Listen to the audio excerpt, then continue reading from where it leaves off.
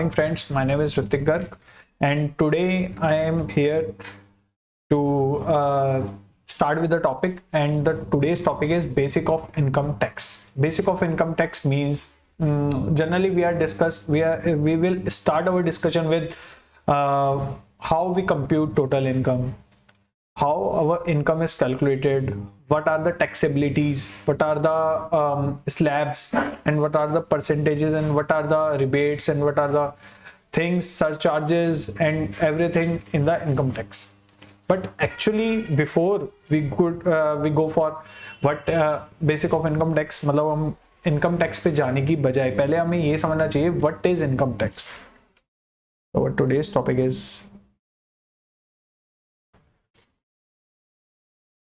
basis of income tax. Okay, सबसे पहला point है हमारा व्हाट इज इनकम टैक्स.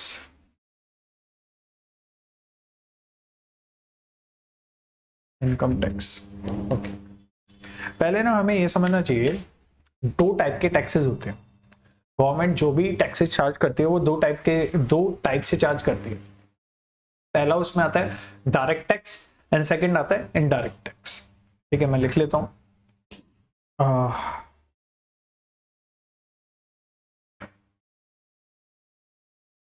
पहला तो आता है अपने पास डायरेक्ट टैक्स, सेकंड आता है इनडायरेक्ट टैक्स. इनडायरेक्ट टैक्स आपको पता होगा like GST, custom, etcetera. And direct taxes में like income tax, black money tax,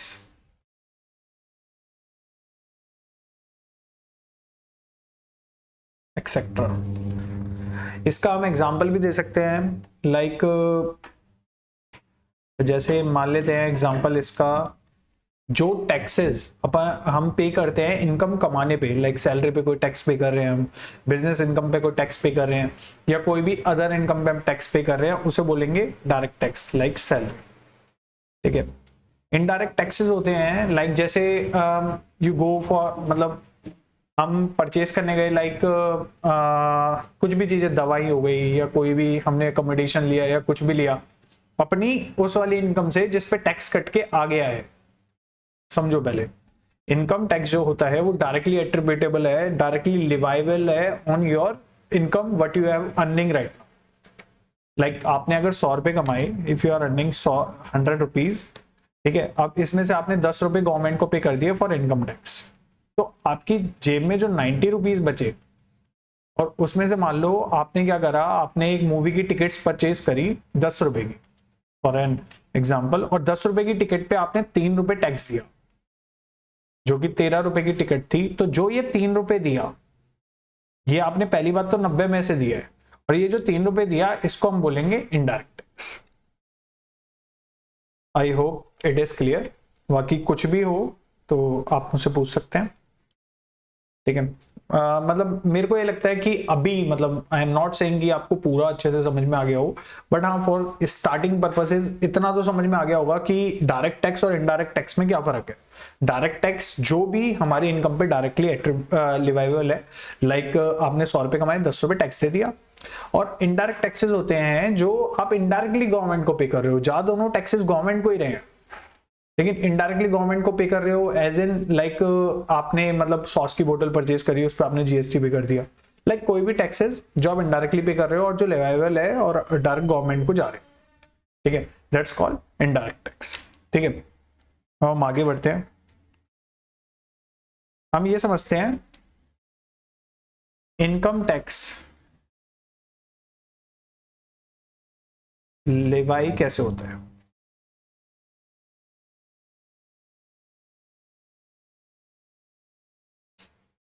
ठीक है, मैं ये समझता हूं, जैसे मान लो टैक्स पेयर है लाइक शंभू, एग्जांपल ले लेते हैं शंभू का.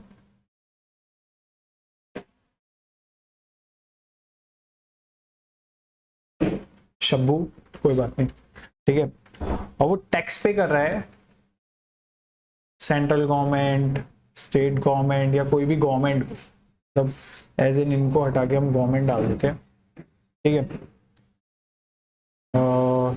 टैक्स पे किया इसने, और गवर्नमेंट ने जो ऑथोराइज्ड वो बना रखी है, मतलब इसकी जो भी इनकम टैक्स की है वो सीबीडीटी। चलो ठीक है, तो ये समझ में आ गया होगा, ये पूरा एक प्रोसेस रहता है।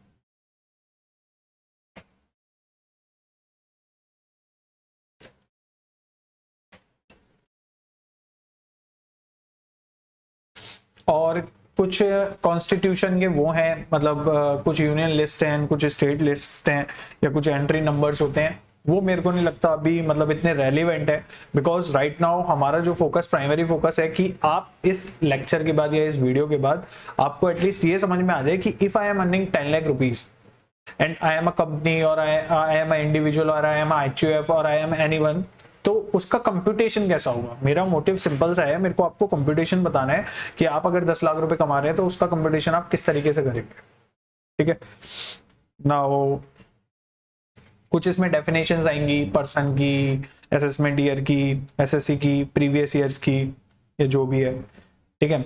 एक रूल है, जो रूल याद रखना है, जनरल रूल है एक, इसको हम जनरल रूल 1 बोलेंगे। ये रूल क्या बोलता है, income of previous year is taxable in assessment year, ठीक है। इसका मतलब क्या होता है, आप ऐसे समझो, जैसे कभी भी इनकम टैक्स लगता है जो भी, वो ऐसे लगता है लाइक 1 अप्रैल 2023 में आपने से लेकर 31 मार्च 2024, इसमें जो भी है आपने इनकम अर्न करी होगी, ठीक है। लाइक आपने 10 लाख रुपए कमाए हैं, उसका आप टैक्स पे कब करोगे, टैक्स पे करोगे आप नेक्स्ट ईयर, लाइक 30 सितंबर डेट होती है एक, अगर एक्सटेंड ना हुई हो तो, ठीक है। 30 सितंबर 2024, मतलब जो भी आप कमाओगे। अब इसमें कुछ बच्चे बोलेंगे कि नहीं, कुछ टैक्सेस तो हम पे करते हैं, उसे हम एडवांस टैक्स बोलते हैं, वो अलग कॉन्सेप्ट है, एडवांस टैक्स। इसको हाईलाइट कर देता हूं। एडवांस टैक्स का कुछ है कि क्वार्टरली आपको ऐसे ऐसे देने को लिमिट्स होती हैं, वो अलग कॉन्सेप्ट है, उसमें हम बाद में जाएंगे। पहले अपने को ये समझना है कि इस 10 लाख पे टैक्स कैसे लगेगा and how the things will be calculated. तो सबसे पहले general rule, income of previous year will be taxable in assessment, ठीक है, करेक्ट। और इस जनरल रूल की एक्सेप्शंस हैं, इस जनरल रूल की, ये जो जनरल रूल है, second, give me a second, इस जनरल रूल की एक्सेप्शंस हैं।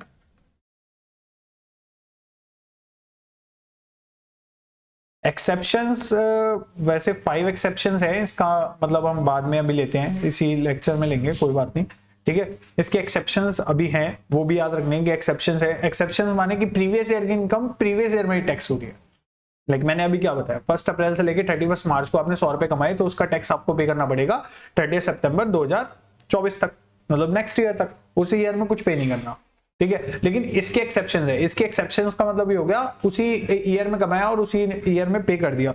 इसका मैं एग्जाम्पल दे सकता हूँ, जैसे आपका नॉन रेजिडेंट शिपिंग बिजनेस है, आप नॉन रेजिडेंट शिपिंग बिजनेस कर रहे हो, income from a non resident, income of non resident from a shipping business, एक एग्जांपल है कि भाई कोई नॉन रेजिडेंट है, वो शिपिंग बिजनेस कर रहा है, तो उसको उसी उधर ही उसी ईयर में कमाया उसने, उधर ही पे करना पड़ेगा। लाइक दिसंबर में इनकम कमाया तो दिसंबर में उसकी कुछ नॉर्म्स होंगी और उसी ईयर में पे करना पड़ेगा उसे। इट्स कॉल्ड कि इसके एक्सेप्शंस, ठीक है।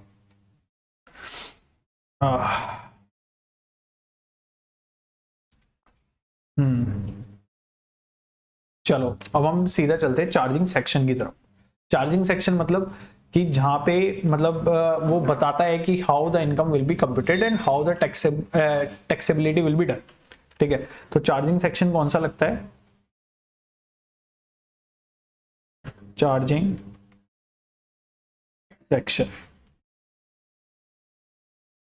सेक्शन 4 है जो चार्जिंग सेक्शन है, ठीक है, वो लगता है। और इसमें दो टाइप के वो होते हैं, रेट्स होते हैं दो टाइप के। एक तो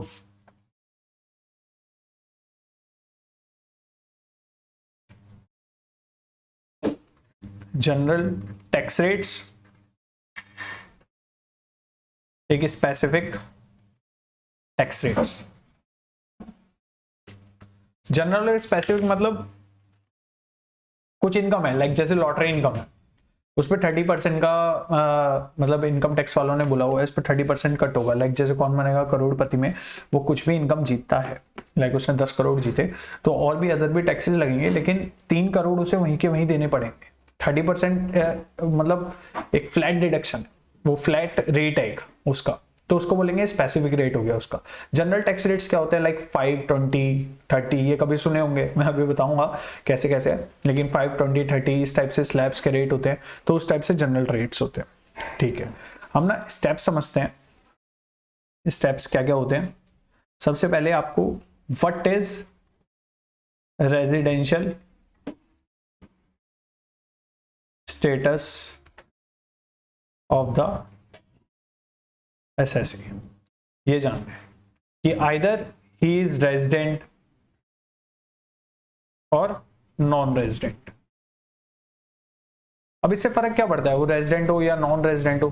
बच्चों फर्क पड़ता है, फर्क पड़ता है टैक्स रेट्स का।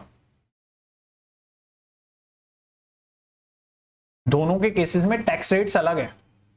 मतलब यू कांट से कि यार मैं अमेरिका जाके 10 रुपए कमाया तो वहां भी 30% दे दूंगा, इंडिया में जो 10 रुपए कमाऊंगा उस पर भी 30% दे दूंगा, नहीं।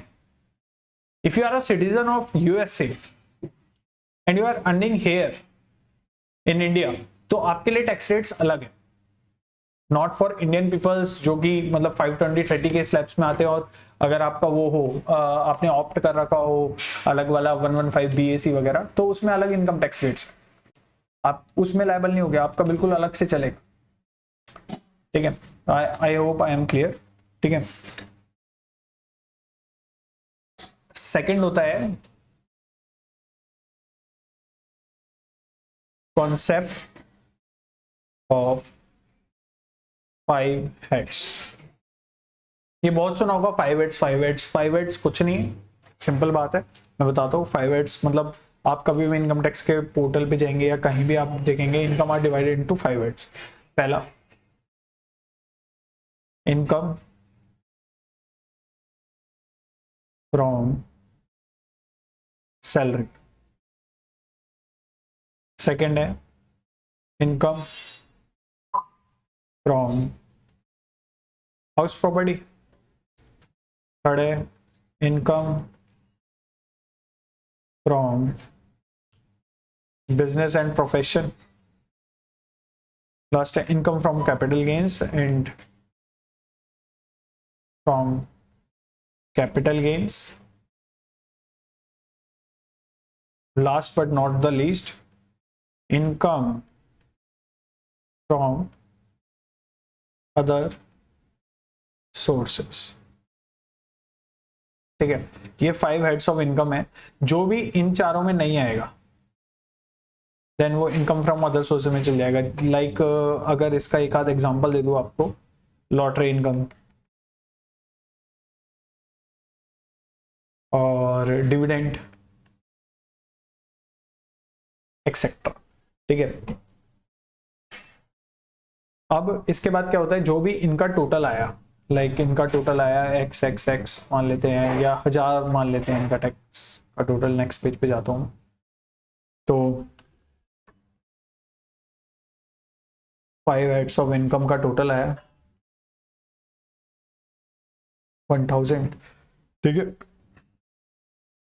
फिर इसमें लगता है क्लबिंग ऑफ इनकम। ये भी एक बहुत बढ़िया टॉपिक है, क्लबिंग ऑफ इनकम।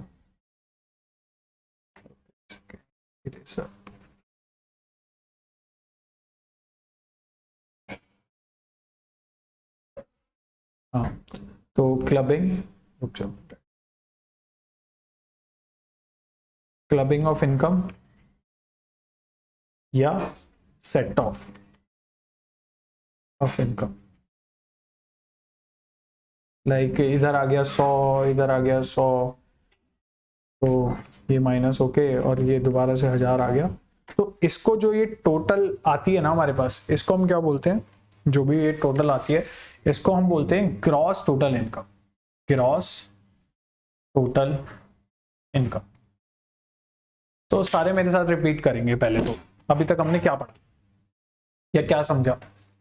पहला तो हमने ये समझा कि यार मतलब इनकम टैक्सेस है क्या।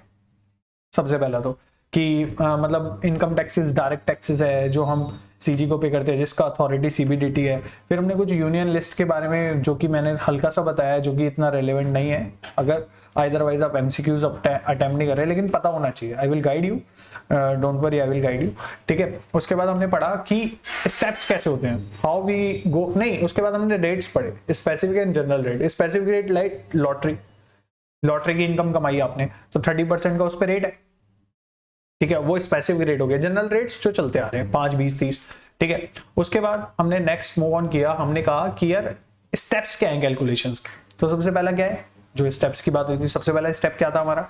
सबसे पहला स्टेप था कि हम पहले जानेंगे what is the residential status of the particular thing, oh particular person और पर्टिकुलर कंपनी और पर्टिकुलर एनीवन, ठीक है। उसका रेजिडेंशियल स्टेटस क्या है, इधर इज अ रेजिडेंट और इज अ नॉन रेजिडेंट, दोनों के अलग अलग रेट्स है, दैट्स व्हाई हमने वो अलग अलग सीखे, ठीक है। उसके बाद हमने क्या पढ़ा, 5 heads of income. 5 heads of income क्या क्या होती है? पहली salary, income from salary. Second, income from house property. Third, income from business और profession. Fourth, income from capital gains. Fifth, income from other sources. हमने ये जाना कि जो भी इन चारों हेड्स में नहीं आएगा वो इनकम फ्रॉम अदर सोर्सेज में चले जाएगा, जैसे कि डिविडेंड, लॉटरी इनकम, ठीक है। उसके बाद हमने एक वर्ड सीखा यार नया, that is clubbing of income. अब ये क्या होता है, ये आगे फर्दरेंस में आएंगे। क्लबिंग ऑफ इनकम के बारे में हमने जाना कि ये क्लबिंग ऑफ इनकम कैसे होती है। फिर एक और वर्ड हमने जाना, set of, set of income, ठीक है। उसके बाद जब हम ये सारा कर लेते हैं, उसके बाद आता है हमारा ग्रोस टोटल इनकम, जीटीआई, ठीक है। अब इस एग्जांपल में जीटीआई हमारा मान लो 1000 है, ठीक है। अब जीटीआई के बाद होगा चैप्टर 6 से डिडक्शन, चैप्टर 6 से deduction, basically deductions from 80C to 80U ऐसा कुछ होता है, ठीक है। ये वाली डिडक्शंस मिलेंगी, इधर जो भी डिडक्शन होंगी वो डिडक्शन आ जाएंगे, ठीक है। फिर हमारे पास टोटल इनकम या टैक्सेबल इनकम आ जाएगी, जो भी हमारी टैक्सेबल इनकम है। अब मैं क्या बताने वाला था, इसके बाद का पार्ट, मतलब जो टैक्सेबल इनकम तक है ना, वो अपने आप में एक बहुत बड़ी चीज है, ठीक है। लेकिन मैं इसके बाद का पार्ट का डिस्कस करने वाला हूँ, इससे पहले का पार्ट नहीं डिस्कस करने वाला, बिकॉज मेरा मानना ये है कि पहले आप ना ये समझ लो कि यार किसी बंदे की 10 लाख रुपए इनकम है, तो उस पर आपका टैक्सेबल, उसके बाद टैक्सेबिलिटी कैसे कैसे होगी, उसके बाद टैक्सेबिलिटी कैसे कैसे होगी, ठीक है। अब हम पहले उस पर डिस्कस कर लेते हैं, फिर उसके बाद हम आगे मूव ऑन करेंगे कि यार व्हाट इज चैप्टर 6 से डिडक्शन और what is set of, what is clubbing, ठीक है। हम फिर उसके बारे में बाद में पढ़ेंगे, ठीक है। और हाँ, एक और चीज जो वो और बता देता हूँ मैं आपको, मान लेते हैं जो ये 1000 आई ना, 1000 इनकम आई जो आपकी टैक्सेबल इनकम, ठीक है। इसको हम क्या बोलेंगे, ये दो रेट्स में जाएगी, जनरल रेट्स और स्पेसिफिक रेट्स, जो हमने ऊपर पढ़े थे ना रेट्स। लाइक अब जैसे इस 1000 में क्या है, 800 और 1000 का फर्क है, 200 रुपए लॉटरी इनकम है, ठीक है। तो कैसे होगा, 800 तो जनरल रेट्स पे 5, 20, 30, ठीक है, और 200 जाएगा हमारा लॉटरी इनकम 30%। तो इस तरीके से कैलकुलेट होगा, ठीक है। ये डायरेक्ट फ्लैट 60 हो जाएगा, ये जो भी मतलब अभी मैं बताऊंगा कैसे कंप्यूट होती है, ठीक है। उस कंप्यूटेशन के जरिए ये मतलब मान लो जो भी एवरेज रेट आ गया लाइक 22%, तो 800 का 22% ऐसा आ जाएगा, ठीक है। इस टाइप से मतलब जो भी होता है, ठीक है। चलो नाउ